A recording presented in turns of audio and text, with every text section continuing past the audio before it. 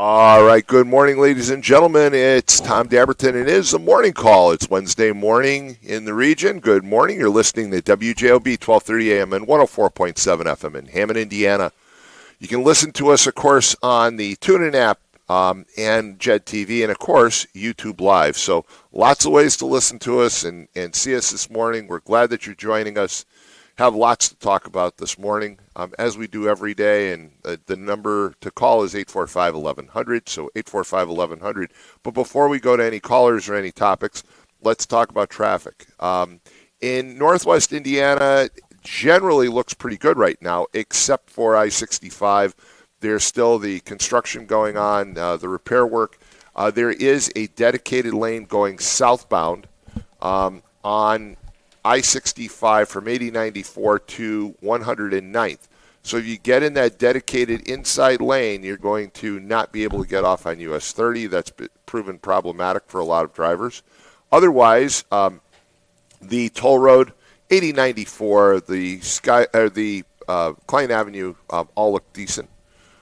Getting across the line into Illinois, Skyway looks fine, but the Bishop Ford is starting to jam up at about 115th. So I wouldn't say it's a stay off the Bishop Ford at this point, but I'd say be very careful. North of 115th, it's jamming up, going north to the Ryan, and then again, the Ryan has a number of backups, kind of usual backups at this point. The Kennedy is still a mess because of construction. The Stevenson has backups, and so does the Eisenhower. So that's basically it. Lakeshore Drive looks pretty good. And with that, let's go to weather. So good morning, Lynette. How are you? Good morning, everyone. Today we're at 62 degrees with highs of 82 and lows of 58. Should be mostly sunshine and warm, and tonight should be clear. Tomorrow and Thursday we'll be having highs of 85 and lows of 60. Should be having sun through high clouds and should be remaining warm. And then Friday we'll be having highs of 80 and lows of 60 and should be mostly sunny. All right, so there's traffic and weather. If you see traffic, give us a call at 845-1100 and let us know what's going on. So a couple of stories that have occurred over the past week. Obviously, the tragedy involving Charlie Kirk. And I'm still appalled by the number of people who have taken the attitude of, I don't care. I don't care that the person was shot. Look, whether you liked Charlie Kirk or not, whether you listened to him, whether you followed him, whether you believed in what he said, he's still a human being. He was a 31-year-old father of two, a husband. He's a son, and I think that's really what's important. And I saw a post by Billy D. Williams, the actor, who kind of summed it up and said, if you didn't like him, that's okay. He's still a human life. And we've really become desensitized in this nation. And I think we need to take a step back and realize that, human life has value. It is the most valuable commodity there is. And we need to respect it and respect each other's opinions. We don't have to like each other. We don't have to like each other's opinions. But we need to respect the fact that other people have opinions. And that's something I'd really love to hear from you about this morning at 845-1100. That's the biggest story going on. There are plenty of others, but obviously the Charlie Kirk murder, assassination, whatever you want to call it, has been the center of the news coverage really nonstop since last Wednesday afternoon. I was driving back from a meeting in Illinois, and my wife first texted me and said, Charlie Kirk's been shot. And I thought, okay. And then she called me and she told me that she saw the video and what had happened and what transpired. And maybe that's part of the problem too, folks, is that we see these videos. They're available online. They're sent to us as live feeds of events. And maybe that's part of the reason why we're so desensitized to death these days, is that we see it. We not only saw it in the movies and depicted in television shows, but now we see it actual murders and deaths live on the air, and I think it has an impact on all of us. And we want to remember that life has a lot of value. It's the ultimate value, in fact. So we don't want to have a society that doesn't value life, and that's where we're headed. And it's really a sad commentary. And I want to pick up on something that I saw yesterday that occurred when Jed was on. I think he was on with Verley, and he was talking to Adriana. And Adriana Sandoval, a lot of people know her. She's a regular here at WJOB, part of the team. And she was talking about the fact that when she was younger, her mother would say to her, "Well, you can't go there and wear shorts."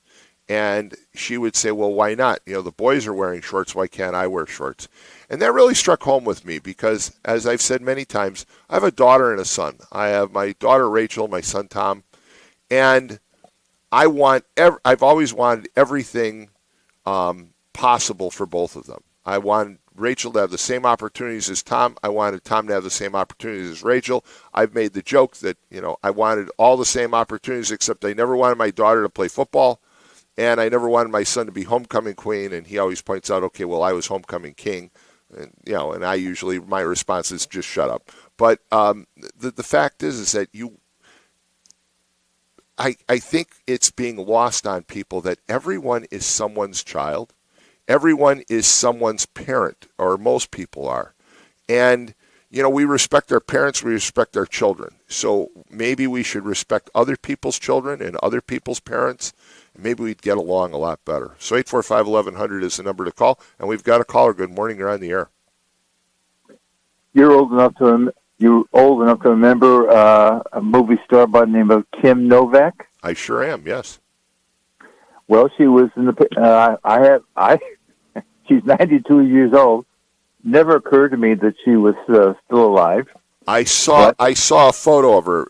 I actually, when I saw the photo, I thought she had passed. So she's still alive. Nope. Okay. Yes, the reason she's in the news, she got a Golden Lion Award in Venice, Italy, and they had a documentary for her called Kim Novak Vertigo. Vertigo was one of her great movies. Absolutely. She was best known for. But Absolutely. here's some of the others. In fact, Walt, if you would have said, Tom, what movie can you remember from? I would have said Vertigo. So go ahead. Then another movie that she was very big in, Otto Previnger's The Man with the Golden Arm, Joshua Logan's right. Picnic, Pal Joey, Bell, Book and Candle. Yep, I remember those. I'm old enough to remember them. Well, I remember several of them now that you mention it, but I remember her being in Vertigo. And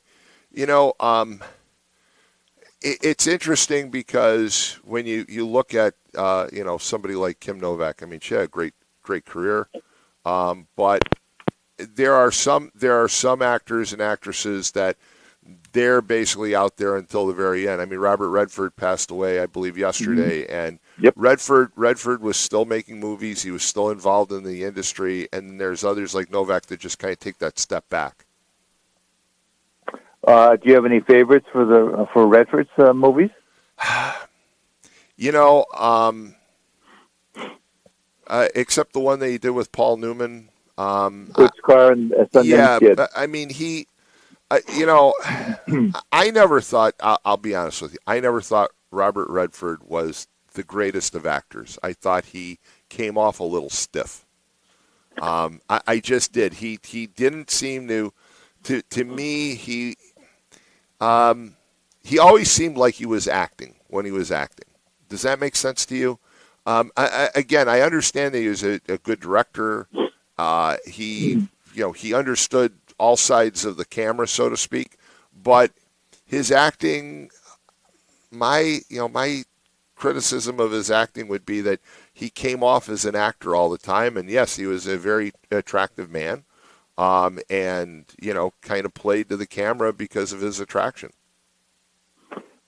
I think they're actors and they're performers, and I think Redford was more like John Wayne, basically a performer. What you saw, whatever movie he was in, that's what you got Robert Redford. And people, one of the things that I think a lot of people were crazy about it was his look.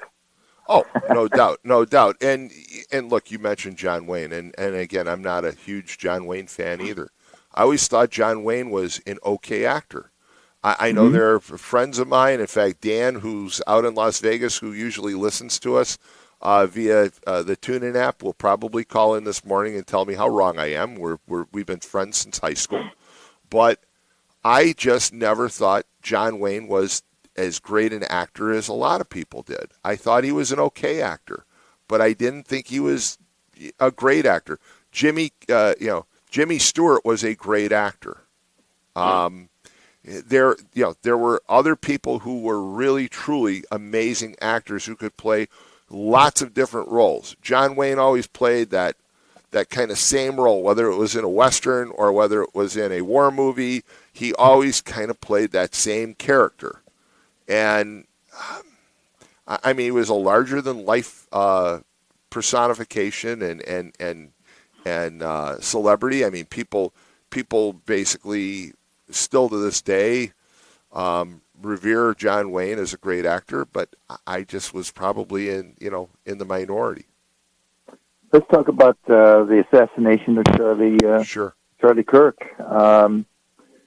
There's a common thread between the shooting of a Catholic school kids in Minneapolis and Kirk.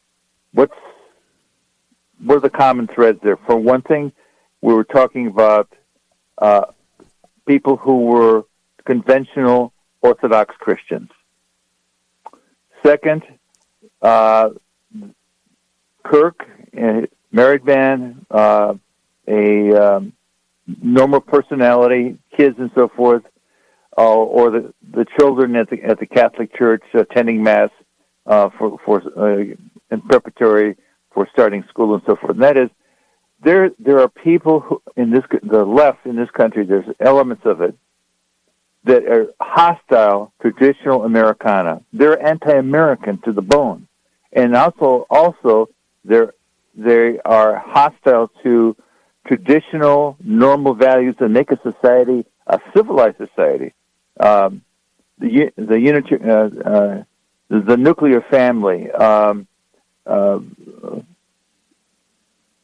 being civil to other people, to engage in normal religious life, kind of thing. I mean, Christianity is not the most extreme religion in the world. I mean, there are others that are much more extreme. It's not, but I think that there are times where we overemphasize,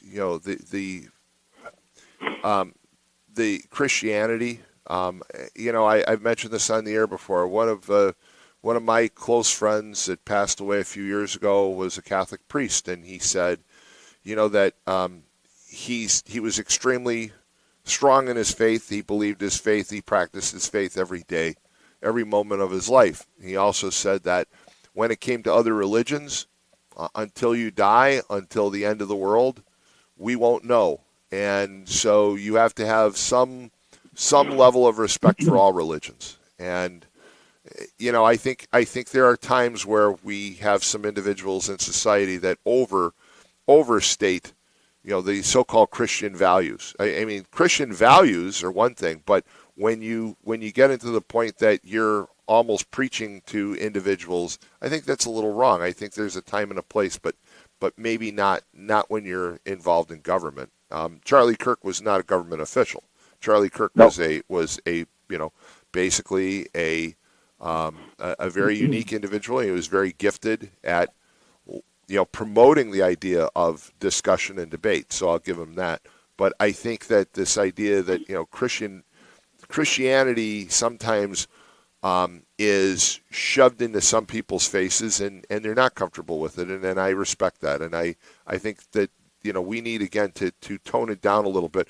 It's like a pendulum. We, as a society, historically, prayer was valued. Prayer was allowed in public gatherings and public activities. And then, of course, we went the other direction and said, "Oh, we can't have prayer. We can't have religion anywhere."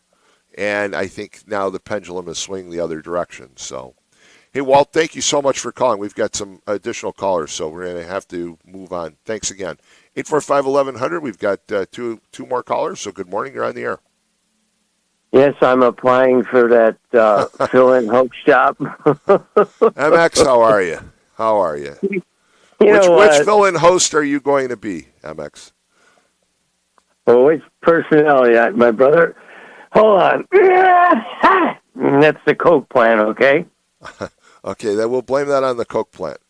My brother told me once I've got 69 personalities. How about MX? You know what I'm saying? But I don't stick up much for Jimmy D'Lo because he deserves everything he gets. Well, but he's actually here this morning, so he's going to hear you. So go ahead, MX. You're going to stick up for Jim D'Lo. Now, this is the second time I stuck up for him. The first second time. When I saved his life in 1986. Okay. I was asked by his uncle by the pool to take the duct tape off him because the dirt bike riders were going to work him over. And I don't think Jed got a fair shake on this article of fill-in host. He never was a fill-in host. No, he was never a fill-in host. And look, we're not going to talk at any length about the situation. The charges are the charges. We're going to let the courts adjudicate it. We're not going to try and decide the case on the airwaves here. So we're going to leave that one alone. I'm not talking about the case, but this is the first time this has been brought up. The person calls wind, but that was never mentioned. But there's something that really bothers me. It seems to coincide. People that think the flag is racist also think, and coming out of Gary, think that, and you'll see the post, I snapshotted it, think that Charlie Kirk is racist.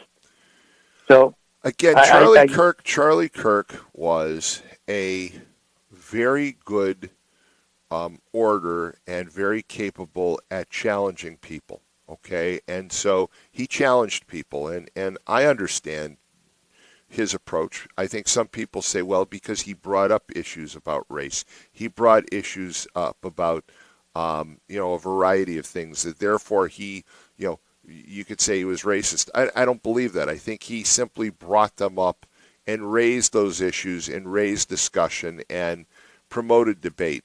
And he was excellent at what he did. And again, whether you like the guy or not, there's no justification for someone losing their life. I was very bothered by a local podcast where the host the other day said to one of the people that I guess were there at the podcast, and he said to her, well, what did you think of it? You're in that age group, you're in the millennials. And she said, I don't care. And he said, well, you mean you don't care? And she said, I don't care about his death at all. I think that's a really sad commentary on where we're at in society. I think anybody, if you hear that someone died, you should care. You should say, I'm sorry to hear that. Again, everybody is somebody's child, all right? Some parent is going through the unbelievable loss Drama. of a child. All right, I saw what my mother went through when my brother Michael died of leukemia years ago, and there is no comparison to the agony that a parent goes through. I was just talking to a friend of mine on Sunday. His mother lost a child as well, and he mentioned that my mother and his mother were friends, and they both had that in common, and it was a horrible thing to have in common. To lose a child. Well, Charlie Kirk's parents lost a child. Charlie Kirk's wife lost a husband. Charlie Kirk's kids lost a father. That's what we should remember. We don't have to like the person, but we should remember that the loss of life is tragic for those who are closest to that person. Exactly. I got only 30 more seconds here. You should at least think about what you say, because there's kids without a father. The second thing, too, if Trump is such a racist, then why did Martin Luther King's cousin or aunt support Donald Trump? I don't think Donald Trump is a racist, but I think Donald Trump, unfortunately, he is not in the same position as Charlie Kirk MX, and he should tone it down. He just should tone it down. Hey, thanks so much for the call. 845-1100, we've got another caller. Good morning, you're on the air. Good morning, Tom. Good morning. Hey, we've had some cool days, but now we're going to have some warm days. I heard you when he began, but you forgot your temperature. It's hovering right around 81 degrees right now. So I did actually check it yesterday. The temperature is right around 81. If I want to warm it up, I can hit the I can hit the heater and warm it up in about 2 hours time.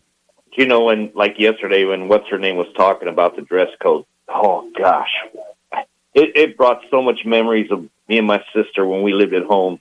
You know, I could dress well. They used to call me Flood when I went to school because my mom, when she bought me pants, I could sit down and the bottom of my pants would go to halfway up my knee, you know. But the thing is, I know that feeling. I mean, I grew truly like a weed. When I was growing up, I was 6 foot tall in sixth grade. So yeah, I understand that. Yeah, and then the thing is when my dad's company would have a summer picnic at it, which is no longer there anymore, but Enchanted Forest out in Porter, Chesterton, you know? Sure. Oh, I had to, if me and my sister, if we wanted to go by ourselves, my mom and dad said at picnic tables, I had to stick with my sister. And my sister would go on the most stupidest rides. I hated it, but if I didn't stay with my sister, I would get in trouble, you know, and, you know, it was just amazing, you know. But finally, when my sister started to go into being a candy striper and study, and she would stay at home and not do stuff, I could get away with murder, you know. But God, it brought up so much memories. But you know, the point that Adriana was making yesterday, though, is that there should be some decency and respect. Again, Adriana should be able to wear shorts if she wants to wear shorts, and you know, if a guy is wearing shorts, there's nothing wrong with that as well. And her point is that she was told by her parents, oh, you have to be careful on the way you dress because it could send the wrong signal to guys. And guys ought to, at this point in our progression as a society, have respect for women. And there are some guys that don't. And it's wrong. And I have no use for individuals that don't show respect to the opposite sex. All right, men should be courteous. And yes, if you're at the beach and she's wearing a bikini, well, she wants you to take a look, and she's out there enjoying herself, and you can talk to her, but it doesn't give you the right to touch her. It doesn't give you the right to make suggestive comments to make her feel uncomfortable. And I think that was Adriana's point, that, you know, why not just get along, and why not try a different approach instead of the crass approach? Maybe compliment her. Maybe, you know, talk to her about something else and strike up a conversation, but you don't have to be crass, and you don't have to be rude, and you don't have to put a woman in a position where she feels threatened. And that was the point. Yeah, that's like Friday when I had to drop some paperwork off at this place over by Columbia. The lady at the window, number 2, she had a real nice red outfit on, you know, and they were all in good moods, you know. And so after she got all done with me, you know, I go to her, I says, man, you got a real nice looking outfit on, and man, you should have seen the smile she had on her face. But this day and age, it's so uncommon for people to pay compliments to each other that when you pay a compliment, half the time the person's wondering, well, what are you up to? What's the motivation? And it's mischaracterized. So you simply complimented a woman on her outfit. That's fine. The problem that we have these days is that people don't just compliment. They say a lot more than, gee, that's a nice dress, or gee, that's a nice outfit. And they make the person feel uncomfortable, and that's wrong. That's wrong. We all have the right to feel comfortable in the way we're attired or where we're at, and you know, there lies part of the problem with society. Yeah, and you know about all this news media and all this videotaping and all this stuff these people do.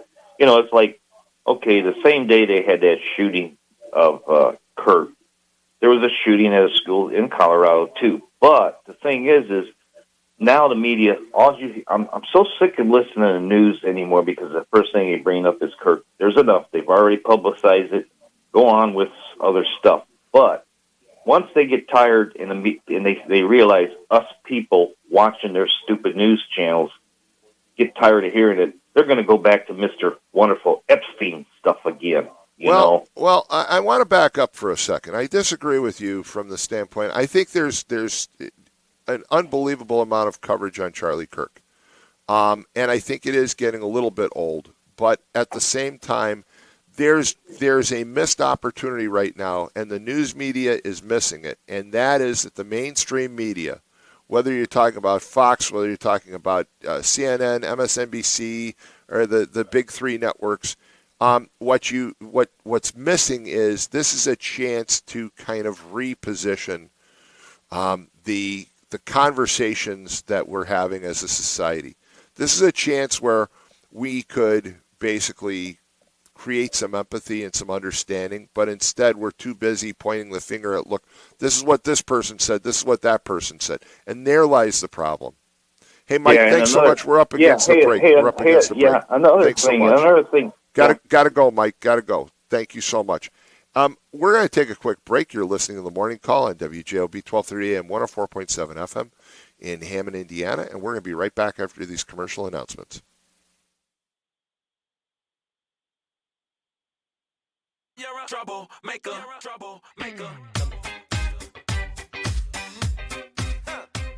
You ain't nothing but a troublemaker, girl. You had me hooked again from the minute you sat down. The way you bite your lip got my head spinning around.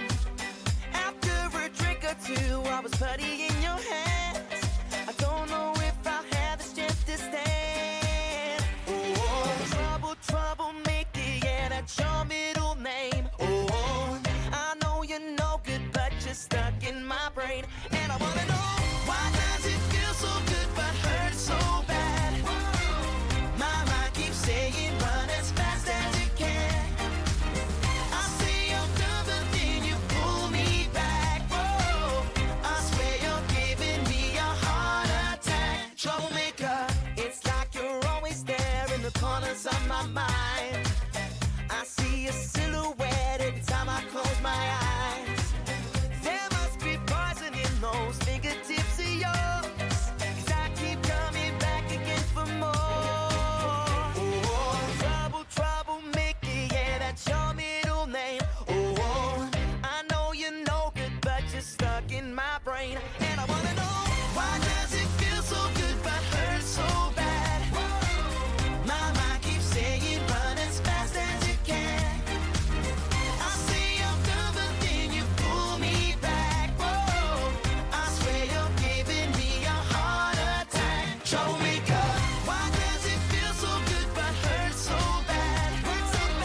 My mind keeps saying run as fast as you can. Troublemaker, I say I'm done, but then you pull me back. Whoa, I swear you're giving me a heart attack. Troublemaker. Now maybe I'm insane, 'cause I keep doing the same damn thing, thinking one day we gon' change. But you know just how to work that back and make me forget my name. What the hell you do, I won't remember. I'll be gone until November, and you show up again next summer, yeah. Typical middle name is Prada. Picture like a glove, girl, I'm sick of the drama. You're a troublemaker, but damn girl, it's like I love the trouble, and I can't even explain why.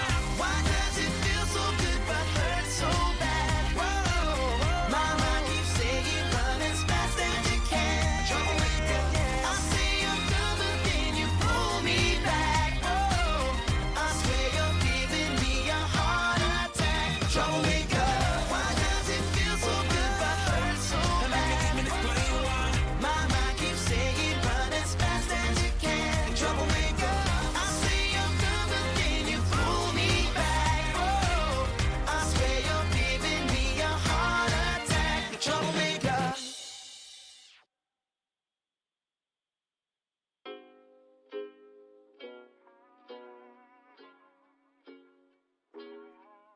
All right, folks, we're back. 845-1100 is the number to call. again, part of the discussion this morning is what can we learn from the situations that have gone on recently? I mean, we've had some real challenges locally and nationally, and I think we need to talk about the idea of having respect for each other. All right, you can call into this show, and I've had people say, Tom, you always take my calls, you always take different opinions, and I'll be glad to. I don't know everything, and I admit that. I don't know everything there is to know, and nobody does. So I'm going to respect your opinion, and I want you to respect mine. But as a society, I think we've taken that step back from that idea that, okay, I don't have to agree with Jed Dietlow. We're friends. I don't have to agree with him, but I need to respect his opinion, and I want him to respect mine. And that's the problem that we have these days, is we don't respect each other's opinions, and we don't respect each other as individuals. Lynette, do we have a call? But turn your mic on for a second, okay? I'm going to put you on the spot this morning, and I'm sorry, but would you agree that there's a lack of respect in society? Sure. I mean, you're a young woman. You're just starting your career. Been to college, and there's that lack of respect. So Jed and I were just talking off the air for a minute. If somebody came up to you and said, "Gee, you look nice today," would you take that as an offensive comment? No, probably not. Okay, but but it's all about holding it within certain parameters, right? I mean, if I say, "Gee, you look nice today," that's a compliment. If I take it beyond there and make you uncomfortable, there lies the problem. Yep. Correct? Yeah. So why can't we just respect people? All right. Why can't we show some respect, some understanding, some empathy? And that's what's missing in today's society. I mean, I hate to tell you this, that it didn't used to be this way. There actually was respect. People would compliment you and say, "Gee, you look nice today," and you'd say, "Thank you," and there was nothing more to it. There was a time and a place where, believe it or not, guys actually held doors open for women. I mean, I'm told when I do training, especially on sexual harassment, there are plenty of guys. I'll ask the question, how many of you hold doors open for women? And I see less than half the hands go up. And I'll ask why. Well, I don't want her to think the wrong way.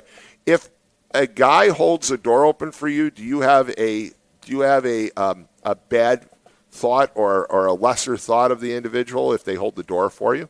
No, I mean, I don't really think anything of it. I think, yeah, it's kind. It's just kind and common courtesy. And yet there are some guys who actually tell me that, well, I'm afraid that she's going to get the wrong impression of me. And so I won't hold the door open. And that's how ridiculous we've gotten. I mean, I tell people in sexual harassment trainings, and, I've talked about this over the years on the air. I've trained tens of thousands of individuals. I say, look, if you want to hold the door open for a person of the opposite sex, by all means, hold the door open.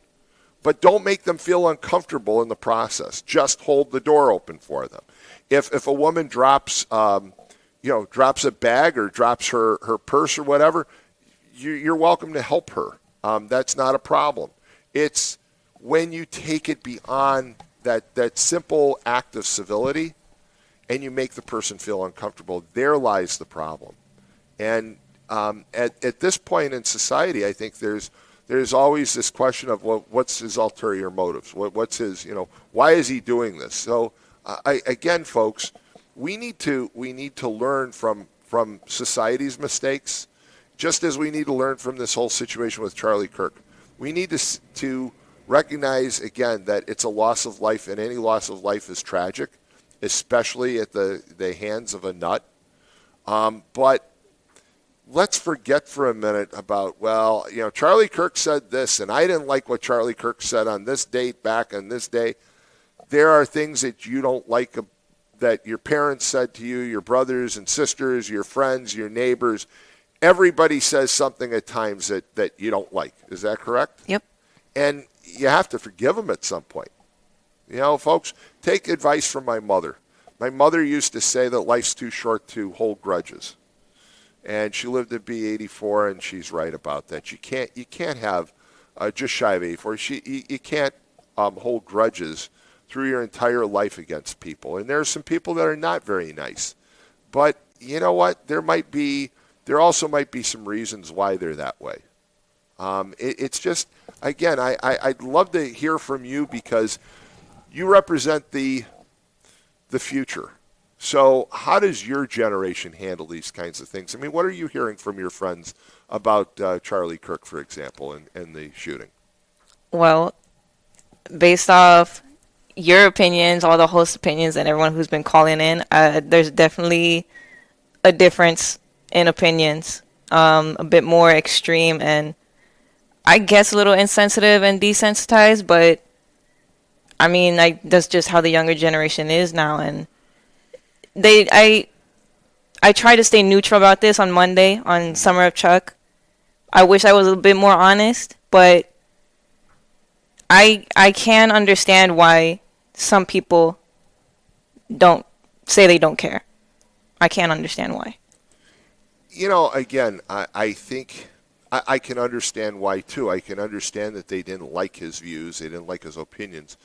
But I think where it's wrong is to say, well, I just don't care. I mean, again, Bernie Sanders. Bernie Sanders probably like the far left extreme of Charlie Kirk.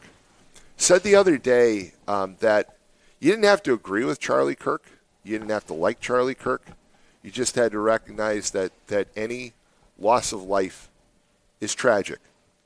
And that's really the message. And this should be a learning experience. And unfortunately, Trucker Mike was right.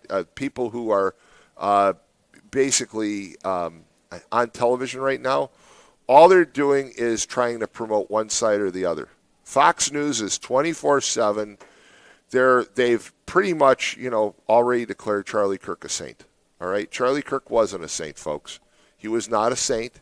He had human frailties. He made mistakes. He did things that he shouldn't have done, said things he shouldn't have said. But at the same time, he's a human being. All right, and we should value life, and we should say it's tragic that he lost his life that way. There's no need and no justification for someone taking another's life. That should be left to extreme situations where the law enforcement is justified or the military. Otherwise, we shouldn't condone the loss of life, and that's really where we should be. But instead, they're making him out to be a saint. Then you've got other news organizations on the other end that are trying to basically all but justify the murder of Charlie Kirk. Well, he said all these things, and you can understand how people feel, and that's not the message that should be out there either. The message, again, should be, it was tragic that he lost his life. We support the idea of debate and free speech in this country, and people should be able to say what they want with certain restrictions. So I mentioned this to you this morning when I first came in, that I hear this all the time. People are saying, well, it's my First Amendment right to say whatever I want. And so I challenged you this morning. He just walked out. So we'll do this. You have, under the Constitution, you have a First Amendment right to tell Jed, as your boss, to blank off. You could do that. You could. What the courts have said is you have the right to say it. Jed has the right, as your boss, to say you're fired for saying that. So there's this argument, I have my rights to say whatever I want. Well, you have your right to say whatever you want, but it's limited. So I've had a couple of situations in the last few days where individuals, different organizations have contacted me about individuals who've gone to social media and posted just anything they want to say. Social media this day and age is a cesspool. There's so much false information out there that it's just insane. And people post things, and then they're like, well, I said what I wanted to say. And then they're finding out that their employer is terminating them, and they're saying, well, that's not fair. It's my First Amendment right. Yes, but your employer still has the right to value opinions on their side. And if they disagree with you, they can terminate you. They just can. 845-1100 is the number to call. We've got callers. Good morning. You're on the air. Yeah, hey, before you cut me off, I wanted to say Sorry something. about that, but we had to go to a break. Go ahead. Yeah. There's a movie. Remember the movie Cocoon, Return of the Cocoon? Sure. Okay. Not a In great one of movie. them It was movies- okay. It Well, wasn't yeah, great. I mean, I thought because podcasts, they had pods in the pool. But Right. the thing about that is, one part of the movie, the parents, when they shipped off to another outer space somewhere, they said, we are never to outlive our children, okay? And that's the thing about, his death, okay, and all these shootings of children and all this stuff that goes on with children. I feel so sorry for his wife because now she's alone in this world and she's got to raise those kids. I feel so sorry every time I hear that a child has been killed and the parent now has to live the rest of their life without that child. And you know what? It's very hard to understand what it's like to grow up without a parent. And I did. You know, my mother was a wonderful, spectacular mother. She raised 6 kids by herself. But my father died of injuries that were attributed to his service in World War II. He wasn't there, and my mother had to make up for it, and her life became her 6 children. All right, and she did a great job, but there are times where, as a child, I can remember, wondering like, why were we different?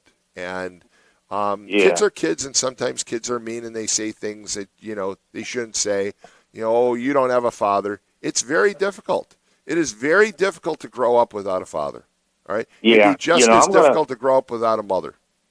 Yeah, because, like I say, we all got to look at the situations, okay? Him and her had these 2 children, or how many she's got. 2. And they're just starting to raise them, and now their whole life is, we need to pray for that family and for the children, because now they're never going to remember they'll see stuff from their father, but not just them, but all of the children in this world. Anything happens to a child, we got to pray for that family, because that family is going to be devastated the rest of their life. No, very well said. Thank you, Mike, for calling back. Thank you. 845-1100 is the number to call. The other issue that I want to bring up, by the way, I should mention at 7 o'clock, we've got a guest, another candidate, Jerry Williams, who's a candidate for Lake County Sheriff, is coming on.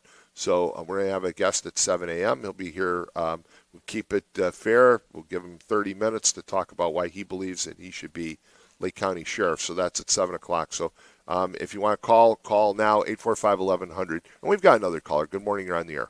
30 minutes. Talk about what? Go ahead. You're on the air. Hello. Good morning. I found it strange that they keep putting that Charlie Kirk assassin murder or whatever on TV. Like, didn't they used to not do that so much as to not like prop them up or give them what's it called? To give them unnecessary publicity and fame, right? Yes, sir. Yeah. Yeah, I agree with you. I think we're look, it's one thing to explain who did it and the fact that he's captured, but to give every detail of his life and to basically explain why he felt he needed to do it, I think that it's wrong. I think you're basically, what you're doing is you're sowing the seeds for somebody else to imitate him. Exactly. Yeah. I don't know. I just found that strange the other day. I was thinking about it because I was watching one news station, and it just seemed like they just kept putting this picture up there over and over. So it was strange. Either way, I'll let you go. That's a great point. Thank you so much. I mean, we don't want to glorify this guy, okay? He was an evil, heinous person who took the life of another individual, and that's what we should be focused on. I also want to point out something, folks, that's going on social media right now. It was pointed out, I believe, by the director of the FBI in his hearing yesterday, that the Russians, for example, are using all kinds of false information and planting it on the internet. there was a lot of false information on social media before the Charlie Kirk incident, but I've seen even more lately, and it covers the full spectrum of things. It's not just about Charlie Kirk. It's about everything. There was a guy the other day that was posting, for example, on Charlie Kirk that said that Charlie Kirk was, a Trump-loving, MAGA following individual, and that's been discounted. That was completely false. And he said, "No, I've got proof of it," and he posted some false story that comes out of, the Beaufort, Nebraska Times, which is not a real newspaper. There are articles all over the place that are just so false. For example, I named my dog Sophie in part because I think Sophie Cunningham is a great basketball player, and she's attractive, she's pretty. So, my wife laughs about it that I like to watch her play basketball. So we named the dog Sophie. There are articles this week about Sophie Cunningham. There was one that said that Coca-Cola was going to give her a $50 million endorsement contract. There was another one that said that Taylor Swift has joined forces with her, and that they're going to do a Nike ad, and they're going to each get paid $50 million. And then there's another story about Sophie Cunningham doing this, that, or the next thing, and these stories are all false. And so, again, whether you're looking for information about Charlie Kirk or Sophie Cunningham or anything in between, you have to realize that there are so many stories that are being planted on the internet right now that are so false and so wrong. Please don't find yourself in the trap of passing those on and sharing those and forwarding those, because you really need to check your sources. Most of the information that's out there right now on social media, unless it comes from a reputable source and you get it from multiple sources, I wouldn't repeat it because it's probably false. Let's take another break. You're listening to The Morning Call with Tom Dabertin on WJOB, 1230 AM, 104.7 FM. We'll be right back. Don't stop, make it pop, DJ, blow my speakers up tonight. I'ma fight till we see the sunlight. Tick tock on the clock, but the party don't stop. No, don't stop, make it pop, DJ, blow my speakers up tonight. I'ma fight till we see the sunlight. Tick tock on the clock, but the party don't stop. No. Ain't got a care in the world, but got plenty of beer. Ain't got no money in my pocket, but I'm already here. And now the dudes are lining up, cause they hear we got swagger. But we kick 'em to the curb unless they look like Mick Jagger. I'm talking about everybody getting crunk. Boys try to touch my junk. Gonna smack 'em if you're getting too drunk. Nah, we go until they kick us out. Of the police shut us down. Police shut us down. Po shut us down. Don't stop, make it pop, DJ, blow my speakers up tonight. I'ma fight till we see the sunlight. Tick tock on the clock, but the party don't stop. No. Don't stop, make it pop, DJ, blow my speakers up tonight. I'ma fight till we see the sunlight. Tick tock on the clock, but the party don't stop. No.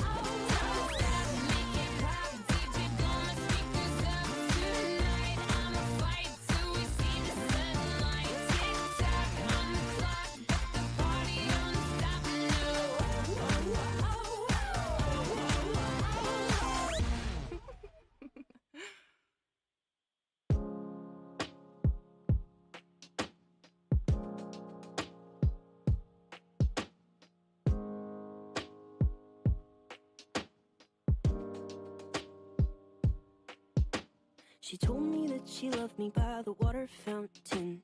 She told me that she loved me and she didn't love him. And that was really lovely cause it was innocent. But now she's got a cup with something. All right, we're back, folks, and it is 10 minutes of 7, in case you're getting ready and you don't have a watch or a clock ready nearby. I'll give you the time. It is Wednesday morning, and looking at traffic and weather again in the region. Traffic is not too bad right now in northwest Indiana.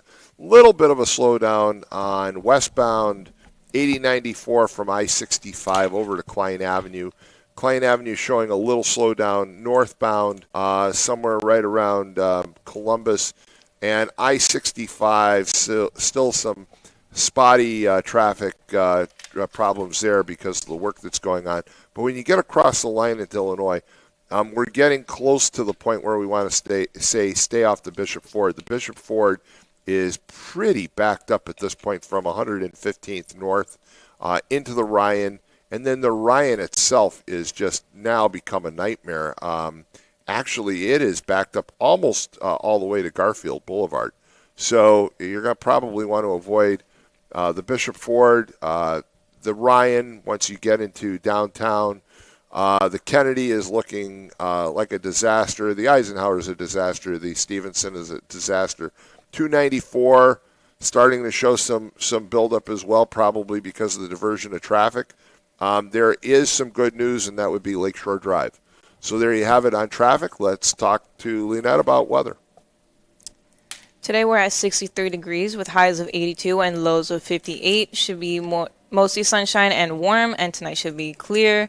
Then tomorrow on Thursday, we'll be having highs of 85 and lows of 60 with sun through high clouds and should be remaining warm.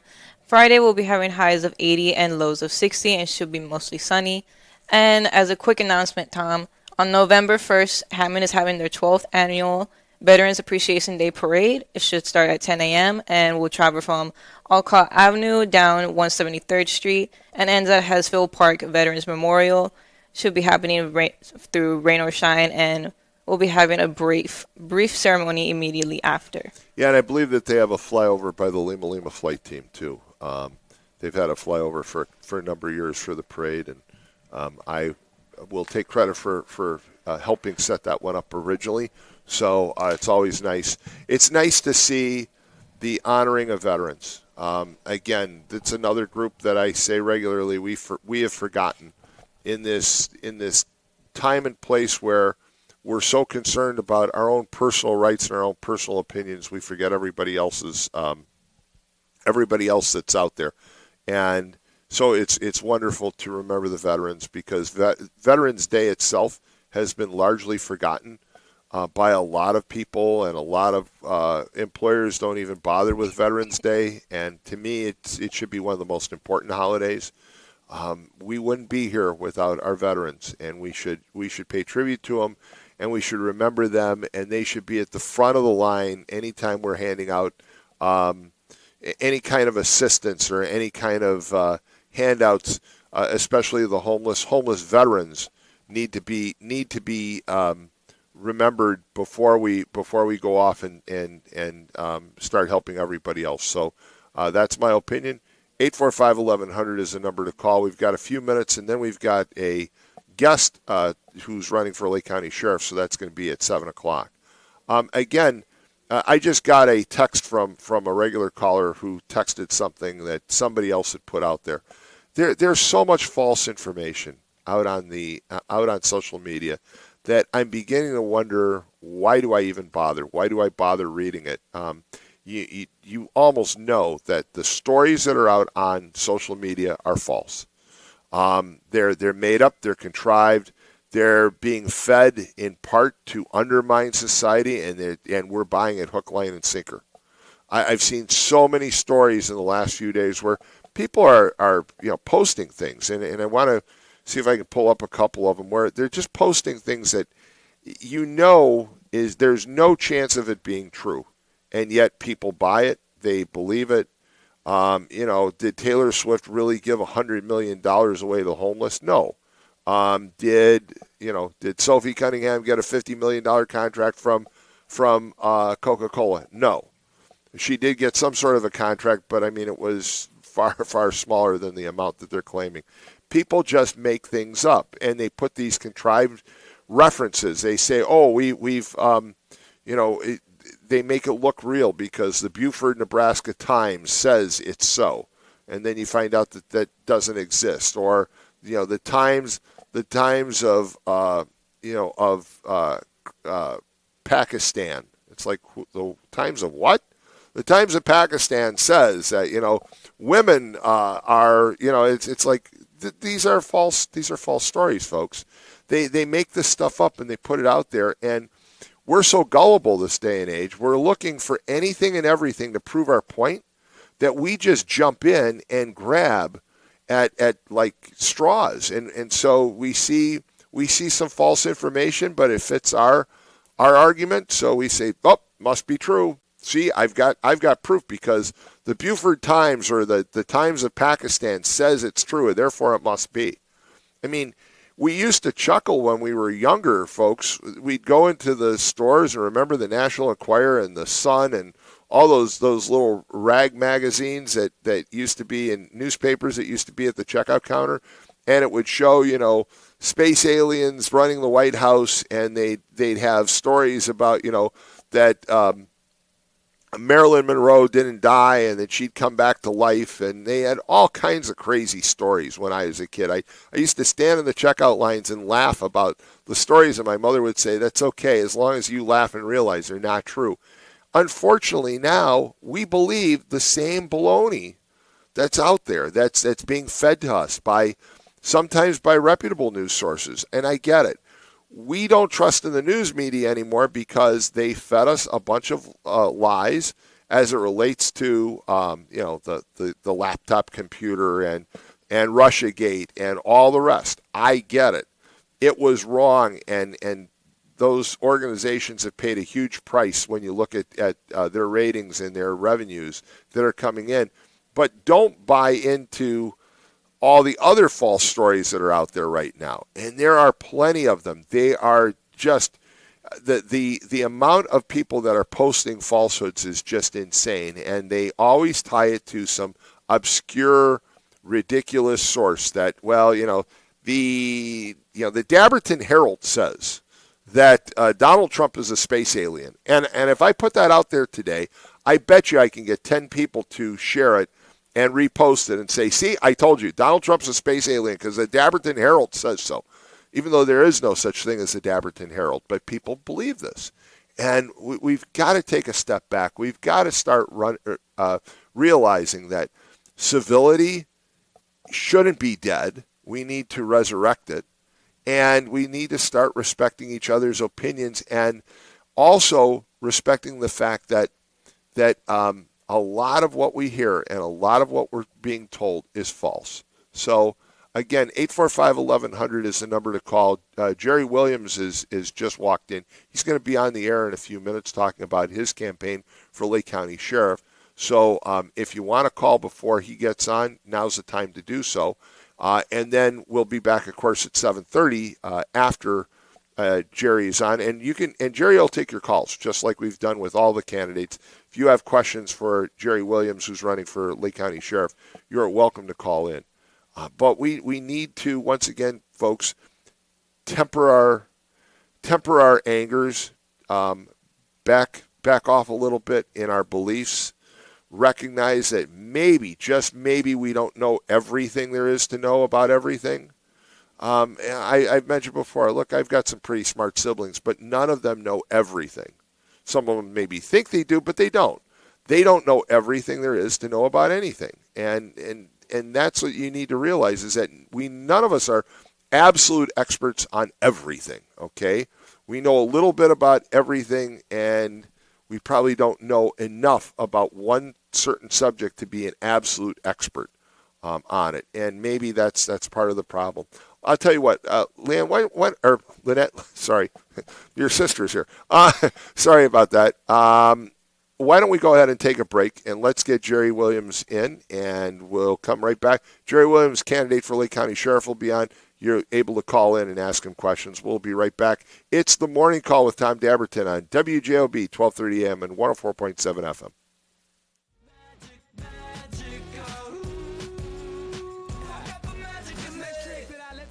your mind. Pick a verse, any verse, I hypnotize you with every line. I'll need a volunteer. How about you with the eyes? Come on down to the front, stay right here and don't be shy. I have you time traveling, have your mind babbling. People trying to inherit the skills, so they asking it. Even David Blaine had to go and take some classes, and I see mind freak like, what's up, man? What's happening? So come on, come on and see the show tonight. Prepare to be astounded, no ghost or poltergeist. You know I'm no Pinocchio, I never told a lie. So call me Mr. Magic Man, I float on cloud nine. I got the magic in me. I got the magic, baby. Every time I touch that track, it turns into gold. Yes, it turns to gold. Everybody knows I got the magic in me. I got the magic, baby. When I hit the floor, the girls come snapping at me. They be snapping, baby. Everybody wants a blast of magic, magic, magic, magic, magic, magic, magic, magic, magic. I got the magic in me. Take a journey into my mind. You'll see why it's been in my rhyme. Stay on the road, so I call my mama when I got time. I hit the stage, go insane, then jump into that crowd. See when I rhyme, I flow on a beat like put it out. See, I deceive you with my intergalactic ether. I sing just like Aretha, so respect me like I'm Caesar. I kick it like Adidas, blowing sticky like adhesive. Be cautious, cause what I be on to leave you with amnesia. I break all the rules like Evo Knievel. It's a spectacular show, cause my heart pumps diesel. So whatever you saying, it don't entertain my ego. I do this every day. Hocus pocus is my stilo. I got the magic in me. I got the magic, baby. Every time I touch that track, it turns into gold. Yes, it turns to gold. Everybody knows I got the magic in me. I got the magic, baby. When I hit the floor, the girls come snapping at me. They be snapping, baby. Everybody wants a blast of magic, magic, magic, magic, magic, magic. All right, and we want to get right to our guest, and our guest this morning is Jerry Williams, who's a candidate for Lake County Sheriff. I do want to just mention, however, I'm going to do the Jed, stay off the Bishop Ford, because as I look at traffic right now, folks, it has become a nightmare, and you are going to get stopped now down at about 133rd, and you're not going to go anywhere. Oh boy, all the way to downtown. Bishop Ford and Ryan are just totally backed up this morning, so you probably want to find some alternate routes. You're going to have a tough time if you try to take 294 and then jump on the Stevenson, but you could take Lakeshore Drive. Looks pretty good. With that, good morning. We have a guest, Jerry Williams. You're running for Lake County Sheriff. I am. Thank you, Tom, for having me on the show. Well, again, as I said off the air, Lake County Sheriff is a huge position within county government, and it really has a Lynette, your mic is on, Lynette. Lynette, your mic is on. Anyway, it's a huge position. It is the largest single component of Lake County government. Sometimes people say, well, it's the budget's too big, and they will call in and complain because they say it's just too much. But explain why you're running, and explain why the Lake County Sheriff's Department is so important. Good questions. Again, Tom, thanks for having me on the show.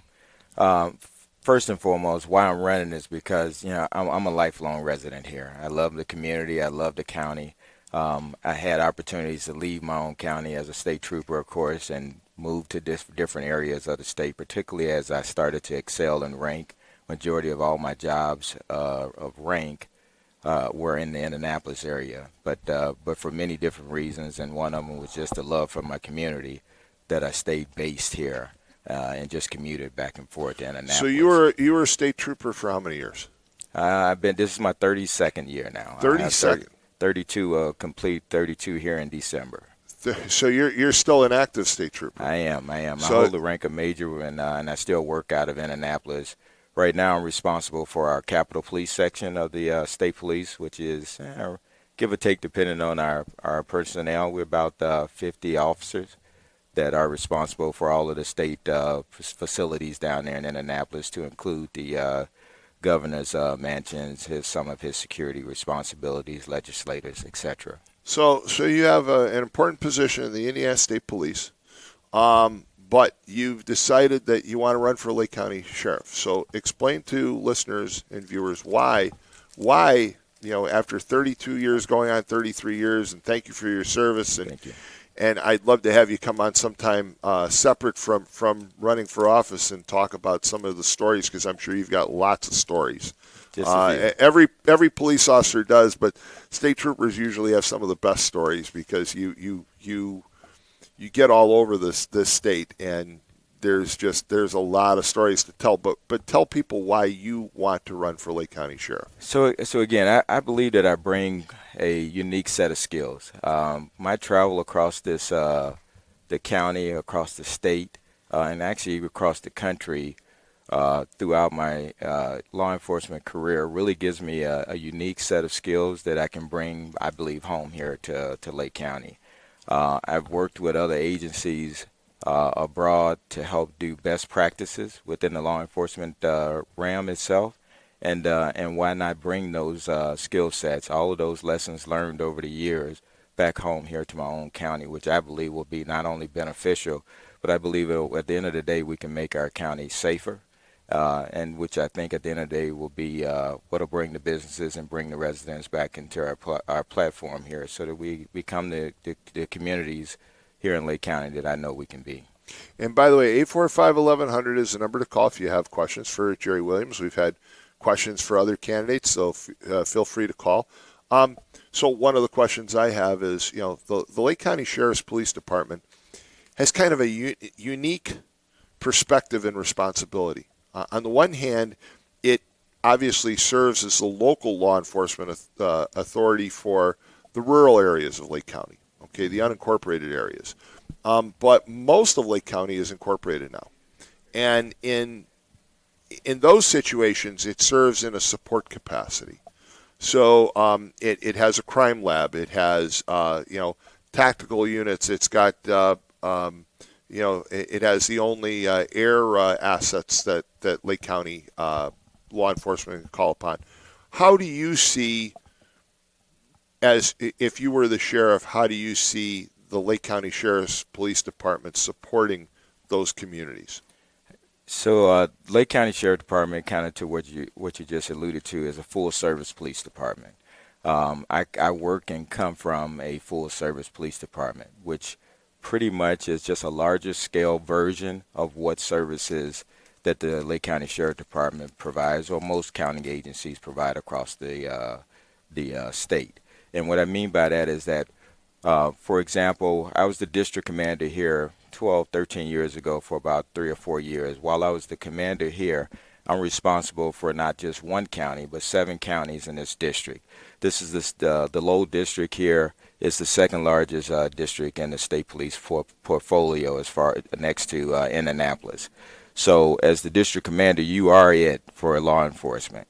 And my job as the district commander is I got to be able to provide services, public safety services in all of these communities. So whether I'm providing assistance or resources in the most urban environments of Gary, Chicago, and Hammond, to the most rural environments of Stark and Pulaski County, you got to be able to manage those resources, meet each one of those communities individually and collectively. How do you provide those services to them? Of course, in the rural environments, for us with the state police, no different than with the county, you may do a little bit more than you do in the metropolitan environments that have some of those resources available to them. So it's a very similar setup that where I come from now, as far as that's concerned. Yeah, and I can see that comparison, because the state police have a crime lab, Yes, the sir. county has a crime lab. They both support local jurisdictions. Exactly. The state police are called in to support local jurisdictions. The has an air unit. Lake County has an air unit. So there are some real similarities. Very much so. The sheriff is also over the jail. And if I remember correctly, the Lake County Jail is the second largest or third largest facility for incarceration in the state. Definitely in the top 3, I would put it. Yes. And so, this day and age, crime continues. Crime is a growing problem. It's not abating. So tell me your thoughts about the jail and that operation. Good question. So I got a special spot in my heart for the jail. I started out my career, as I like to tell it, in the corrections division there at the Lake County Jail for several years as a correction officer. Really? So, So you were a corrections officer at Lake County Jail, and then you went to the state police. then I went to the state police. Very So, and if we get to that, where I'll give you that short timeline of my career, my walk throughout this journey. But as a correction officer, it gave me the basis of, I believe, who I was when I became a trooper and went out on the road. How to deal with people, how to manage processes, how to deal with conflicts, and how to evolve as a police officer out on the road. Because a lot of times, as you know, the jail is, for the most part, is a holding facility. So a lot of those people come back out into your community. So what's available to them resource-wise? Recidivism should be something we should be looking at. Mental health, those types of things will help us better prepare those folks that come back out into our society, hopefully become productive individuals and not return to that system back again itself. Because to your point, the jail is, in my opinion, is one of the most important components of the sheriff office. I mean, it's a lot of responsibilities there. We will run that jail in a constitutional fashion. And what I mean by that is we'll make sure that we're in compliance with all state and federal laws and best practices to properly operate the jail. Learning from other communities out in Tulsa, Oklahoma, for example, we'll make sure that we bring in and initiate a robust recruiting program. We got to get more officers back into that jail, and we got to get the community and those that are eligible to apply for corrections and police. We got to get them excited about getting back into law enforcement. 30 years ago plus, when I came on, it was a passion. People wanted to be in police work, and people wanted to get into correction. We got to get back to that, and I believe we have some things that'll help. And you bring up a very good point. It's a point that we've talked about on this show before, which is there's a lack of respect for law enforcement these days. I mean, you must see it in your own position that people don't have the respect that they used to have. Everybody's worried about their First Amendment rights, and they feel they can just say anything and do anything. And you know what? If you pull me over and I'm speeding, okay, I may not want the ticket. I may argue with you, but to all of a sudden launch into these tirades that, it's somehow my constitutional right to drive faster than everybody else is just ridiculous, and people do it all the time. And so it's a very valid point that maybe we need to take a step back and look at where we're going as a society, that we want to encourage people to go into law enforcement. We want to encourage people to have respect for law enforcement, and that's been lost. Tom, in my opinion, we own some of this, the disconnect with our communities, and that's one of the things that I'll bring back home here to the county when I become the next sheriff, is that we'll be very intentional about engaging in the community to make sure that we start to bridge some of those gaps in communication. Because if we do that, we become a force multiplier. If we have the community and us working in the same, going down the street in the same direction, I promise you, I think we can do things better. So one of the issues that comes up regularly on these airwaves is a huge problem. And it basically sits just a few miles to the west of us, the state of Illinois. Illinois has cashless bail, and they've got all kinds of laws and issues where a lot of the police chases that actually occur in Northwest Indiana began in Illinois, or were caused in Illinois, or it's a carjacking, whatever. Any ideas on how we can better improve that situation? Because as I understand it, I've talked to plenty of police officers, the rank and file, who say when you catch somebody that's a carjacker, for example, they will say, you can't do anything to me because Illinois doesn't have these laws, and then they're like, welcome to Indiana, we do. And so talk about that, because a lot of the crime that we're seeing in Northwest Indiana is unfortunately kind coming from Illinois? There's a significant presence of the Illinois influence in our community here. And I will tell you that one of the things that we focused on, even not only when I was the district commander here for the Low District, I did the same thing while I was working for 18 months up in Gary to include a 6-month stint as the interim police chief there. Want to get to was that. to make sure that we focused on our borders, to make sure that we were addressing the crime that came into the area and being very intentional and very smart about how we do policing, to make sure that the Illinois folks that want to come over here and look at us as easy targets know that that ain't the case anymore.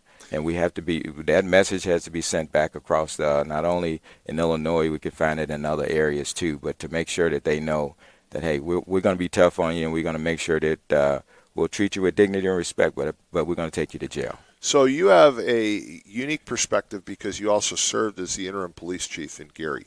I did. So you know, the idea that, well, you're state police and the state police, you know, have a different perspective. You have a very much boots on the ground local policing perspective because you were actually the acting police chief of Gary. I was. And talk about that experience. So back here in 21, I think maybe 22, where the conversation started, then Mayor Prince made a request. He called me directly, and for transparency, he had I was approached by his administration early off, and to be his police chief. It just didn't work into my circumstance at the time, so I respectfully declined that. But nevertheless, as things progress, one night I get a call from him, and the mayor says, "Hey, I know no is no with you right now." He says, "But he says, can I don't know what I don't know about police work. Can you come in and just help my police department improve wherever we can, whatever that looks like?" And so my initial response was, we don't normally, as a state police agencies, notoriously across the country, not just Indiana, don't like to get too involved in local matters per se. It gets a little tricky, particularly with politics, etc. The difference here in this request is that he made the request, and I happen to be working for on our executive staff, and I worked for the former Superintendent Doug Carter and Governor Holcomb, and I had a meeting with the two of them gentlemen the next day to go over some budget stuff, which is another area that I was responsible for the state police. And anyway, I approached these two individuals. I said, "Hey, I got this request from Prince," and he says, "Well, what is the request?" He said, "Well, he wants a little bit of help." Well, I'm thinking that these, if I could just be very candid, I'm thinking that these Republicans are going to say, "No, we're not going to go help this Democratic community." But it was just the opposite. Without hesitation, both said, "Yeah, okay, let's see what we can do to help." And so we started devising a plan and working with some of the Mayor Prince's staff to try and figure out what that looked like. And then thus it was supposed to be a 3-month consulting kind of relationship. 3 months turned into 6 months, 6 months turned into a year, and a year turned into 6 additional months with me coming in as the interim police chief to then take all of these different best practices and begin to try and start transition them into that process. And you know, people at times on these airwaves are pretty harsh, and at times rightly so, in their criticism of the crime in Gary. Mm-hmm. But the good news is that it's generally not blamed on the Gary Police Department, because it's not the men and women that comprise the Gary Police Department that cause the crime. They're doing their very best to prevent crime and solve crime. And I just want to point that out to listeners, because sometimes there are people who like to blame. They want to blame someone. It's not the men and women of the Gary Police Department. So what you did is you basically went in and brought, as you said, best practices and tried to bring some organization to the department. It was. So to kind of piggyback off what you just said, Tom, is that Gary is home for me. I grew up right on the east side of Gary, just a few blocks from the old Emerson High School. So that's home for me. I mean, that's a passion that just runs through my veins. And some of the first police officers I ever come in contact with, of course, were Gary police officers. So those were the ones that I idolized and I admired as I got older and wanted to get into law enforcement myself.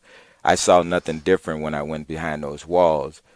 You still have probably one of the hardest working agencies, in not only in Lake County, but in my opinion, in the state of Indiana, with the volume of work that they do and the challenges that they are confronted with every day. I was just honored to even have an opportunity to try and play some small part in that process in and of itself. So this was certainly not a target at the police department as far as the officers and the work that they do. In and of itself, to what you're saying, this was really just about, okay, is there some opportunities to improve in our structure, how we do business, what do we do, can we do something different? And it was coming from a layman, the mayor, who says, I don't really know what I don't know, so can you kind of tell us what we don't know? And so we've talked about Gary and your role there and your understanding of Gary. So let's take, for a listener's sake, let's take a community like Munster or Highland or Dyer, Cherville. How, as Lake County Sheriff, how do you see the relationship and what can you do to basically benefit those communities and make those communities safer? I'll be honest with you, I go back to the most direct comparison is my time here as the district commander. Again, as the commander, you're responsible for every community in each one of those seven counties. So one community like Munster or St. John or Dyer may not need the same level of support or resources from the state police that we have to offer than, say, another community does. So you're just meeting each one of those communities, each one of those police chiefs individually and collectively where they at to make sure that you're doing your part with your state assets to give them what they need, if whatever that might be. Yeah, and I think that's also lost. People have the idea, and I've tried to do my part to eliminate this thought that police departments stand on their own. They don't. Okay, crime doesn't know any borders. I mean, the person that's stealing a car out of Illinois is, first of all, not bright enough to realize that they just crossed into Indiana, and then they're not pulling out a road map saying, oh, well, I'm going to stay out of this community, or there's the line, I'm going to stay out of that community. They don't really care. They don't. And so crime doesn't know borders, and so it's a good point. The challenge of running for Lake County Sheriff is that it is a coveted political position. It is. And you're a law enforcement professional. Yeah. You've got almost 33 years experience as a state trooper, as a major on top of that. How do you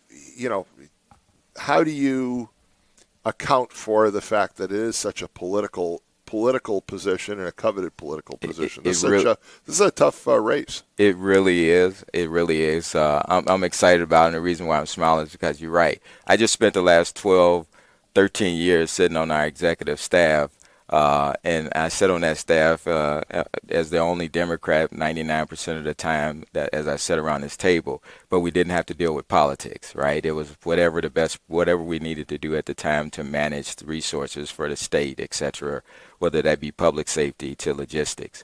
And so that's different for me. So probably my first real life experience wasn't even as the district commander, because then again I'm somewhat isolated from the politics in and of itself.